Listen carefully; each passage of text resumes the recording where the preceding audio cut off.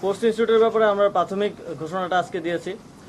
এই ব্যাপারে আমরা একটা কমিটি করে দিব, যারা এই স্পোর্টস ইনস্টিটিউটের স্পেসিফিক কার্যক্ষেত্র কোনগুলো হবে এবং কারা এখানে কোর্স করার কিংবা প্রশিক্ষণ নেওয়ার সুযোগ পাবে সেটা তারা নির্ধারিত করবে এবং বিস্তারিত একটা রিপোর্ট প্রকাশ করা হবে। এই স্পোর্টস ইনস্টিটিউট কি আপনারা বিকেএসপিতেই রান করবে নাকি বিকেএসপির বাইরে? না, এটা একটি স্বতন্ত্র প্রতিষ্ঠান হিসেবে রান করবে। দ্রুত সময়ের মধ্যে কাজ শুরু করার জন্য আমরা দেখব যে আমাদের যে এক্সিস্টিং ইনফ্রাস্ট্রাকচার আছে তার মধ্যে যদি করা সম্ভব হয় আমরা সেটাই প্রেফার করব। যদি তা না হয় সেক্ষেত্রে আমরা বিকল্পভাবে ভবন নির্মাণের মাধ্যমে সেখানে কার্যক্রম শুরু করব। এলো সুপারস্টার আইসেফ, জার্মানির বিশ্বখ্যাত টিইউভি সার্টিফাইড দেশের একমাত্র এলইডি লাইট।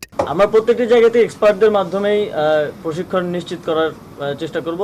তো প্রাথমিকভাবে যদি বাংলাদেশে সেই ফ্যাকাল্টি পাওয়া না যায় সেক্ষেত্রে আমরা দেশের বাইরে থেকে এক্সপার্টদেরকে নিয়ে আসবো।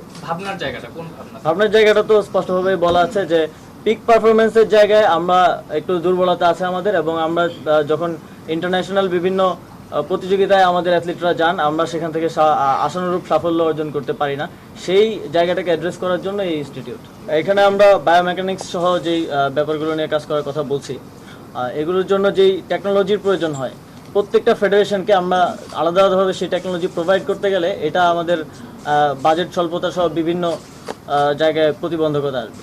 তো সেই জায়গা থেকে যেহেতু আমরা পিক পারফরমেন্সের কথাও বলছি, আমরা একটি সেন্ট্রাল জায়গায় এই প্রশিক্ষণগুলো ব্যবস্থা করতে চাচ্ছি। সেই জায়গা থেকে স্পোর্টস ইনস্টিটিউট কাজ করবে এবং ফেডারেশনগুলোর সাথেও আমরা খুব দ্রুত সময়ের মধ্যেই বসে তাদের বর্তমান অবস্থা এবং অনেকগুলো ফেডারেশনে আপনারা জানেন যে যারা দায়িত্ব পালন করে আসছিলেন অনেকগুলোতে অনুপস্থিত, সে বিষয়ে আমরা সিদ্ধান্ত নিব।